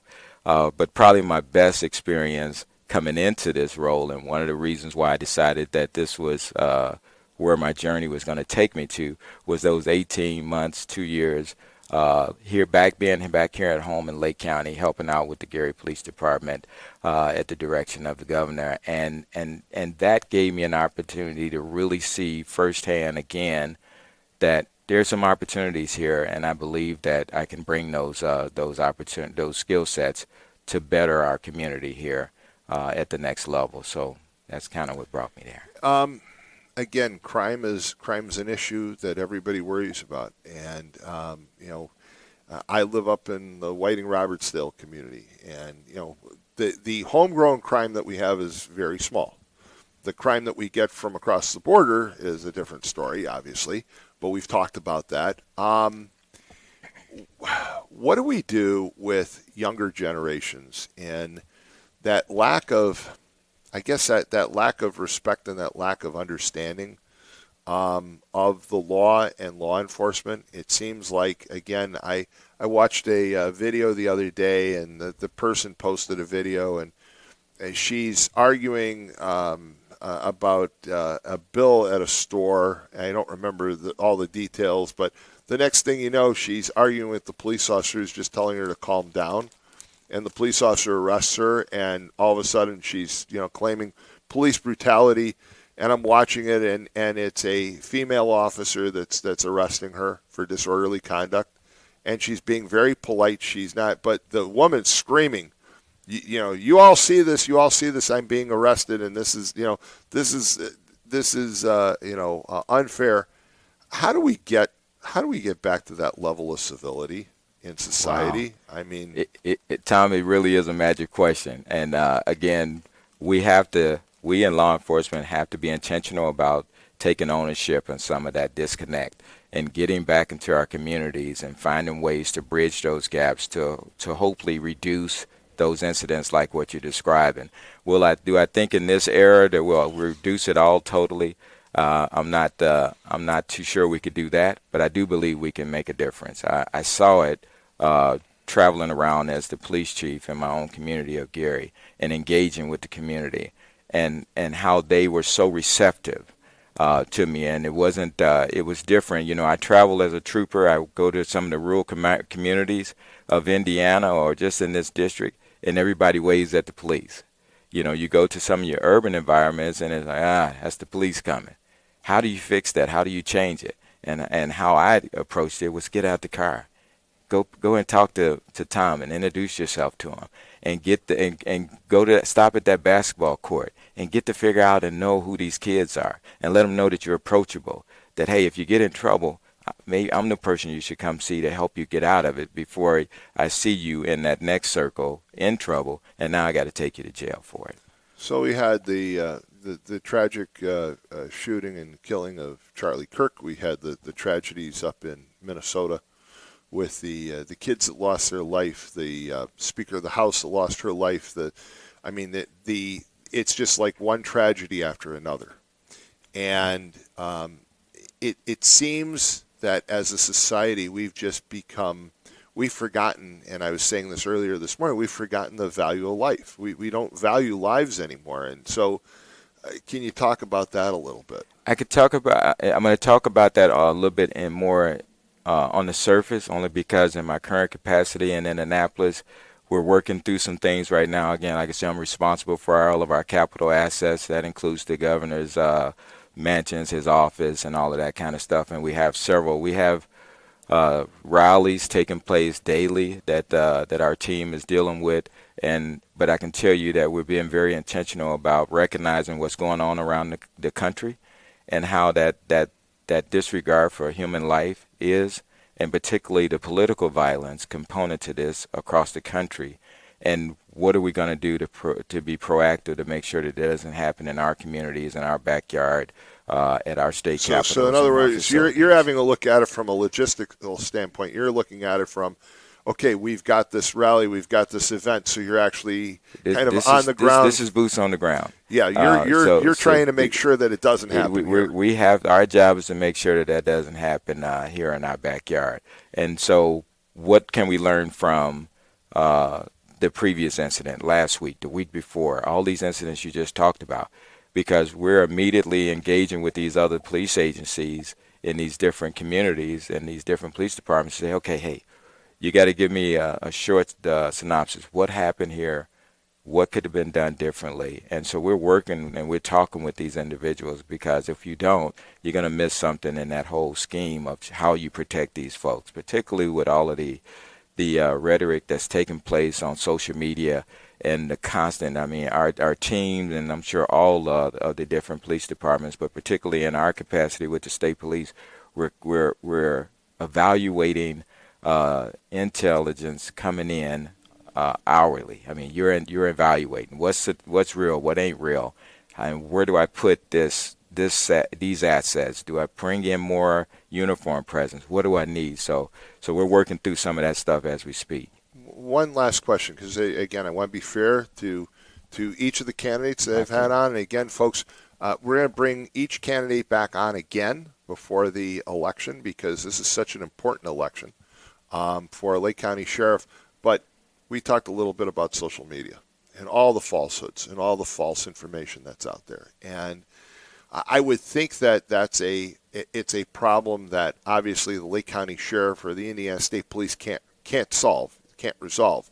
But it's making things more difficult for law enforcement, isn't it? I mean, people this day and age, they post things, and you may have. I saw the other day, I think there was a SWAT team somewhere in Northwest Indiana, and the misinformation that was out there. I think it was Region News Source, Paul Goddard, who's a great source for information in the region. He posted and said, "Look, this is a person who's wanted on warrants. It has nothing to do with ICE. It has nothing to do with a car chase that occurred somewhere else in the county." I mean, as a society, I guess, how do we take a step back from believing all the falsehoods and all the false information that's out there? It's tricky for us, and I'll say it in this respect here. One of the things that we in law enforcement, particularly because we went through this process while I sat on our executive staff, we had to figure out a way to be better communicators ourselves to make sure that the communities understood what was going on around them as quickly as we could, so that we could void off as much of that misinformation that might be on the internet or on social media in and of itself. So we really had to take a proactive approach to that, and I'll bring those best practices with me as well too, because we learned a lot from that, and because we were very close to the chest with information, and we just said, well, let it be what it be, but you can't do that. You got to be able to engage with these processes, and you got to get enough information out there so that people know that, okay, this is the reality and this is the real thing that's taking place, and not all this other chatter that's going on. Right. Very good. Well, very good. So again, Jerry Williams, another candidate for Lake County Sheriff. The primary, of course, isn't until next May, but the Lake County Sheriff controls such a large portion of the county budget and is so key and influential when it comes to law enforcement, which is should be in the front of the minds of every individual living in Lake County. We're doing our part to have each candidate come on and talk to you and talk about what they're going to do. So we look forward to having you again, and thank you so much for being here. This is a morning call with Tom Dabertin, WJOB 1230 AM, 104.7 FM. We'll be right back after these commercial announcements.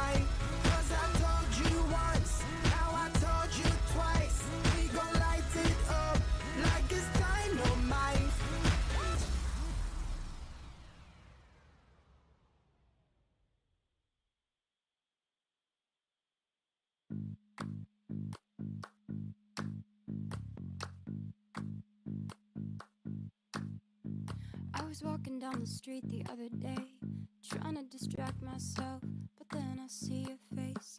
Oh wait, that's someone else. Trying to play it coy, trying to make it disappear. But just like the Battle of Troy, there's nothing subtle here. In my room there's a king-size space, bigger than it used to be. If you want, you can rent that place. Call me an amenity. Even if it's in my dreams.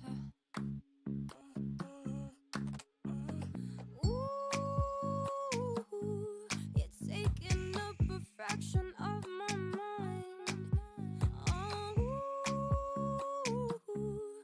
Every time I watch you serpentine. Oh, I'm trying. Oh, trying not to think about you. No,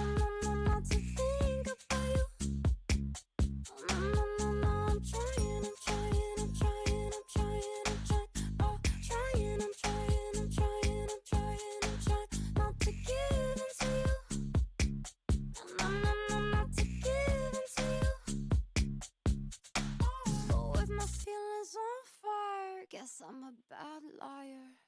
I see how your tension builds. It's like looking in a mirror. You're touched like a happy pill, but still all we do is fear. What could possibly happen next? Can we focus on the love? Paint my kiss across your chest. If you're the art, I'll be the brush. Ooh, you're taking up a fraction of my mind. Oh, every time I watch you serpentine. Oh, I'm trying. Oh, trying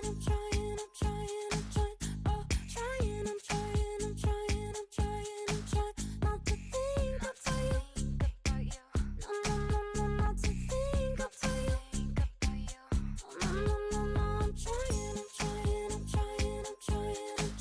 Oh, trying not to give into you. No, not to give into you. But with my feelings on fire, guess I'm a bad liar. And oh, baby, let's make reality, actuality, a reality.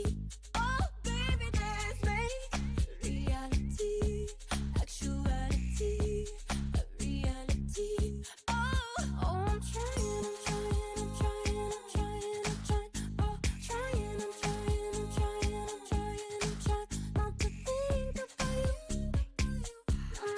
No, not to think about you. All right, we're back, folks. It's the morning call with Tom Dabertin. At 8 o'clock, we have the Munster Chamber of Commerce show, and then we'll be back here, I think, at 8:30, unless the school city has moved to their 8:30 time. They usually do in the fall, so this may be the short day for me. Not totally sure yet, but I know we've got the Munster Chamber coming in about 20 minutes. One thing I was remiss in asking Jerry Williams about, and he just told me I did ask the others, so I want to be fair. Jerry has a series of plans and initiatives that he'd like to implement as it relates to the animal shelter, because the sheriff is also over the Lake County Animal Shelter, which is a no-kill shelter. And he said there are a number of programs, especially some of them involving the inmates and others, that he wants to implement. So next time he's here, we'll talk about that. 845-1100 is the number to call. And again, it's a little bit slower than normal on the calls today. Not as busy as it was last week, correct, Lynette? And last week, your finger was about ready to break off hitting the buttons, but it's a little slower today. And I think part of it is that we've maybe talked ourselves out as it relates to the Charlie Kirk issue. Maybe that's a good thing. Maybe we've said everything there is to say, but again, I just want to point out to people that there's so much misinformation that's out on the internet. And Lynette, I'm going to put you on the spot again, so turn your mic back on. You're young. How do you get your news these days? I'll be honest, I go on TikTok. And again, not saying that that's bad, but the question is, how do you filter that information? Because here's what's interesting. I find somebody your age who you kind of know, like half the stuff that's out there is false, right? Yep. And so that's refreshing, because your generation understands that there's a lot of false information out there. The problem is not your generation, it's my generation, who sees stuff that's out there and they believe everything. They believe absolutely everything. I mean, if they see these phony articles that exist, they assume, it must be real. It must be real because, again, the Beaufort Times says so, or the Dabertin Daily Herald says so. And these are false organizations. There's no basis for them. Even when you click on the link, you usually get just jibber jabber or an ad for something. But people are believing it because they see that it looks like, the Herald says so, so therefore it must be true. It's kind of scary that so many people believe so many falsehoods out there that they pass it on. I mean, I saw one post, and again, it was about the person charged with the murder of Charlie Kirk, excuse me, and it listed organizations that he was involved in, and none of those organizations, some of them weren't even real organizations. The American Association of rifle holders or something. It's like he wasn't involved. There's no such thing, but people buy it. They believe it because they see it, and it's just a shame because we're living in a time and an age now where people are fed false information. They learned some years ago that false information came from the mainstream media, so they shied away from that. And then they go out and they look at the internet and social media, and they assume that because, well, Lynette's got it on her Facebook page, it must be real. Well, you may have been duped, or I may have been duped by the same article, but people pass that stuff on for gospel, and I just don't know how we teach society as a whole to sit back and realize that some things are just a joke. Babylon Bee is very entertaining. That's a site that I've been to a number of times. My son was the one who introduced it to me, and it's very entertaining. But I've seen people actually quote Babylon Bee stories as if they are real. They're not. I mean, when Brian Kelly left Notre Dame and he went to LSU, Babylon Bee had a story where he basically chastised Notre Dame for being too Catholic. And he said, the problem with Notre Dame is it's just too Catholic of a university. Well, it's a false story, okay? It was meant for entertainment. It was very funny if you understood the satire. But I had a half dozen people tell me, did you hear about, the former coach of Notre Dame, what he said about Notre Dame? And it's like, no, that was actually a joke. It was supposed to be funny. People didn't believe that. And I know people to this day. I don't like Brian Kelly, but I don't like him for other reasons. I just thought he was not a very good coach. But and I think he takes credit for a lot of things that he had nothing to do with. But there are people who, when I mention my dislike of Brian Kelly, they bring up, yeah, well, you're Catholic, and boy, he what he said about Catholics, it's like, no, that was satire. That was supposed to be funny. He didn't really say that. People don't understand. I mean, how do you sort through that kind of stuff? Well, I think I'm pretty good at telling what's real and what's fake. I mean, you go in the comments and people are confirming if it's real or fake, and I think AI is starting to also take part in that. I think a lot of the older generation and the very much younger generation are falling for AI fake videos and stuff like that. Yeah, because like if you go to Google, for example, Google has AI now. Yep. But the AI on Google will actually, at times, they'll give you false information. Mm-hmm. I mean, it will say that several reputable sources stated that, and it's like, well, no, those reputable sources, again, are the Dabertin Herald and the Beaufort Times. They're not real. They're not real sources. And they don't understand that, again, AI is only as good as the information that it has available. We live in a time and a place. Look, when I was a kid, there was, and I think to this day, there's still somewhere around 5% of the nation's population do not believe that we actually went to the moon. And I can remember an individual who told me over and over again, we never went to the moon. It was filmed on a soundstage in Hollywood. That was all just, smoke and mirrors. It did not exist. And I've lost contact with that individual over the years, but he was just totally sure that it was contrived, it was made up. So things that really happened, we don't believe. And things that didn't happen, we do believe.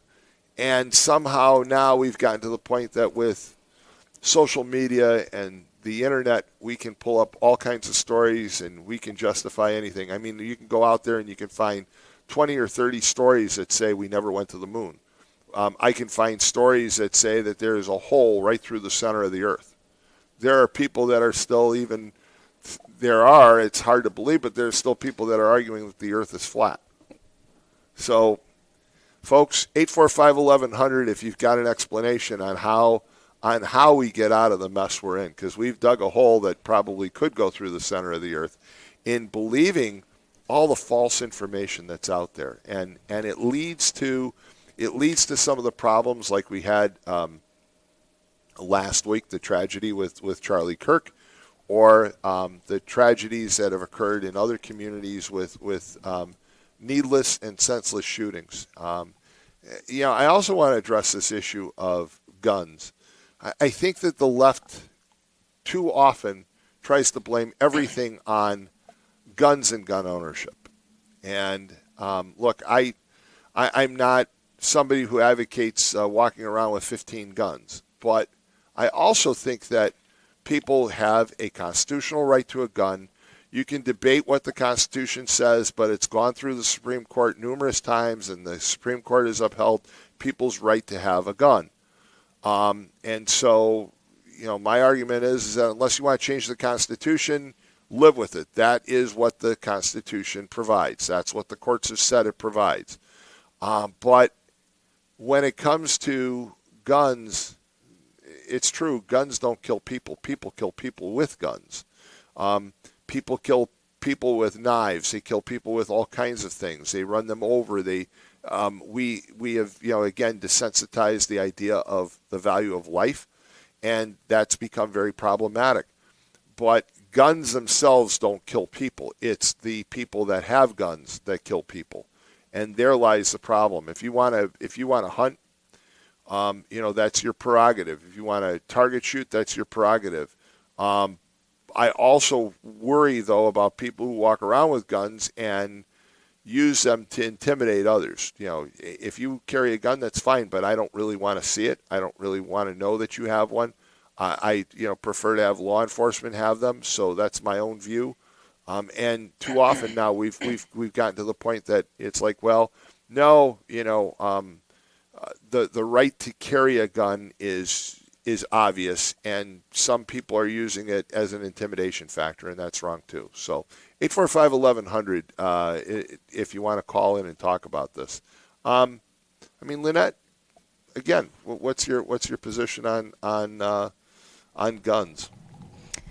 I agree. I do think we have a right to carry guns, but I don't think people should fight so hard for their collection of guns that should really only be used in war.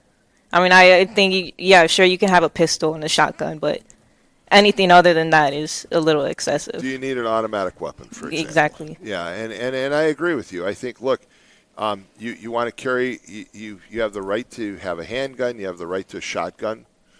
I remember years ago I went through a training course. It was a gun safety training course, and they put us in a room and they turned the lights off. And they said, just sit back, relax. And all of a sudden somebody pumped a shotgun. And there were a number of people who hit the floor when they heard that. They knew that was what the sound was.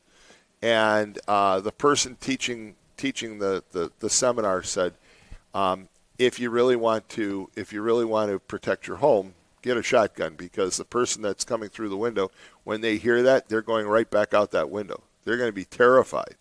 And I always think about that experience. It was just 30 seconds time. They turned the lights off in this room. It was pitch black. We're all sitting there. And they didn't tell us in advance they were going to do anything like that. And all of a sudden you hear this, and people hit the ground because they're terrified because of the sound.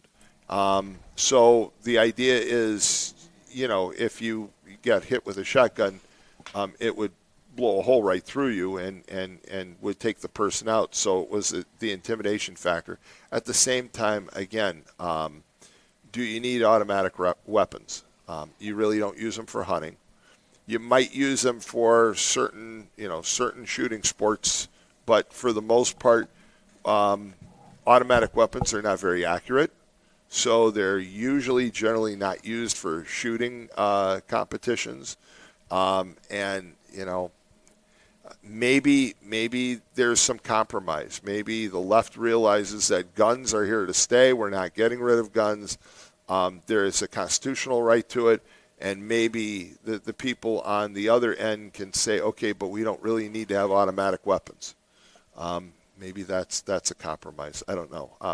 We have to start finding some common ground in society. We're too far to the right, too far to the left, and that's a problem too. We need people that look at it from the middle and say, okay, here's what here's how we can bring the two sides together. I can bring your views into play. I can bring this other person's views into play, and really try to create some consensus. And that doesn't exist anywhere. It sure doesn't exist right now in Congress. Congress is just as dysfunctional as it's ever been in the history of this country. You can't get anybody to agree. Everybody is all over the place, and no one wants to find the middle ground. We have a phone call, so let's go to that caller. Good morning. You're on the air. Hey, good morning. I agree with you 100%, Tom. But on the other hand, I'm a former member of the NRA, and I backed away from that when I found out where the contributions were going and how they were using them. And I think you probably know, you're a pretty astute person, with Wayne LaPierre and all the craziness. It just turned into a cabal of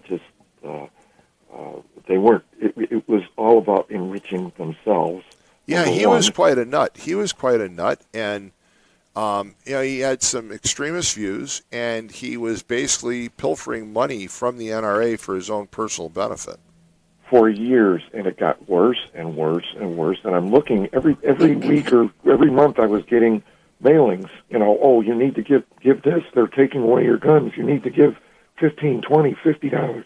At one point, I'm thinking, what is going on here? They're not taking my weapons, and then all of a sudden it started to come out where they're living like kings, and we're just contributing for them and not for a good cause. You know what? One of the things that bothered me is when they'd show LaPierre, he would always be one of those people who'd say, I'm just here as a servant to help the cause. When he'd speak publicly, those people who usually say that, I don't know about you, but I just think they're a fraud. Exactly. Exactly. I mean, they're just such frauds. They give that, well, I'm just here as a servant. Okay, you know what? You're not. You're there because you're leading an organization that has a very specific political goal. So don't tell me that you're just there as this, good guy servant, because you're not. Well, they serve themselves, obviously, and the NRA originally, decades ago, was a good thing. It was all about, number one, safety, gun safety, and sportsmanship. And it was hijacked, and it's terrible. Also, too, I wanted to touch on red flag laws and universal background checks. That does not mean that they're going to take anything away from you, but I'm all for that because I have a safe full of weapons and such, and I have a background, but I don't need a flamethrower, I don't need a bazooka, or any anti-aircraft gun either. So. Well, you mentioned the red flag laws, and the concern, of course, is that I think part of it is there's such a mistrust of everyone these days that nobody wants to put faith and trust into the judicial system. That if a person is proving harmful to themselves and others, that their guns need to be confiscated. Because again, as our buddy old Wayne, what's his name, used to say, the first they take your guns, then they take everybody else's, and there's that mistrust. But I agree with you. I think that there is a time and a place where, if you knew in advance that the individual up in Minnesota that killed those innocent children, and I just, to me, that bothers me to no end. These children who were at Catholic Mass, they were at Mass, they were at church, and they were shot because the guy was such a horrible individual and such a coward that he shot right through the walls and through the glass to kill these kids. I mean, he was trying to kill kids. I find it hard to believe that people will still argue, well, you can't have red flag laws. You couldn't take his guns away. Of course you could. Well, and exactly, and then right away you get people that say, "Well, now is not the time to talk about it." Well, when is it? And then you have people like Alex Jones who actually come out and state that some of these school shootings were hoaxes. I say to them, go clean it up. Yeah, again, people can say anything, I guess, but we have a responsibility to start calling people out. In fact, I know I've lost a few friends on social media because when I'm on Facebook, I will call people out. If they post false information, I do it in a nice way, but I'll just say, hey, Tom, you know that this story is false, right? And they'll be like, no, I didn't know that. And it's like, yep, here's the information. And I usually will send them information. And I've had a few people who have thanked me. In fact, I had one person who called me and said, oh, my God, I had no idea that was a phony story. Thank you. But I've noticed that I've lost about 10 or 12 friends out of, roughly 1,600 that unfriended me after I pointed out that their post was completely false. Well, then, you know what? Good for you, and bad for them. Because it's just reality, my friend. Well, it is, and again, it's scary because, as I said before, you can go out on the internet right now and you probably find 30 or 40 stories that will claim that they have proof that we never went to the moon. Okay, over and over again, you'll find those stories. But when you look at where the stories are coming from and who their so-called sources and experts are, it sounds like they made the names up because they did make the names up. Those aren't real people. Those aren't real experts and real authorities, and people just make stuff up this day and age. And it's sad because you don't know who to trust. You can't trust the mainstream legacy media because they did lie about a lot of things, and you can't trust like Lynette pointed out, all the emerging stories that are out on TikTok because her generation understands about half of it is false, but our generation thinks that stuff's all true. Exactly right. And what I found too, walking some things back in the last 10 years, I have been told a lot of things that, like you said, calling people out. I looked some of them up, and in actuality, they were bots from Russia or China. Yep. And we have our own people listening to this and quoting this, and I'm thinking, where did you get this? And then please walk this back and look where you're getting this from, because it's Russia and China are not our friends, and if you want to listen to their propaganda and spout that, it's just wrong. It's wrong. Yeah, absolutely. And I saw an article or a post on somebody's Facebook page over the weekend that basically claimed that this Kyle Robinson or whatever his name is was a former MAGA leader, and he was fascinated with Donald Trump, which makes no sense whatsoever, and you could tell that was probably some Russian misinformation. And then I saw another view that basically blamed that he basically was an operative of AOC and Bernie Sanders, and that's not true either. And that information's out there, and there are people who see that, and they, unfortunately, they don't realize that you have to filter that stuff because it's just all false. And you're right, the Russians and the Chinese are sitting back. They're laughing because they're watching us do to ourselves what they don't need to do. They don't have to conquer us because we're going to destroy ourselves as a society.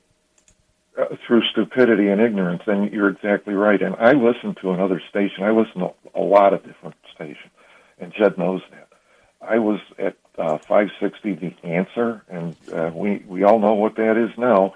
And this lady called in and was emphatically telling the host that Charlie Kirk's demise was caused by the Israeli Mossad, and he was shot from behind, and he finally... And this guy is a very conservative host. He finally had to shut her down and said, "Listen, lady, you need to take a deep breath and stop listening and watching all this BS."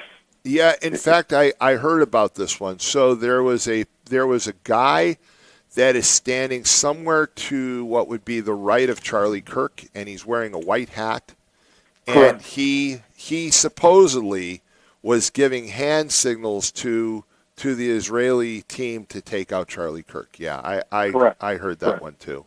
And in actuality, that was a person for the disabled. Right.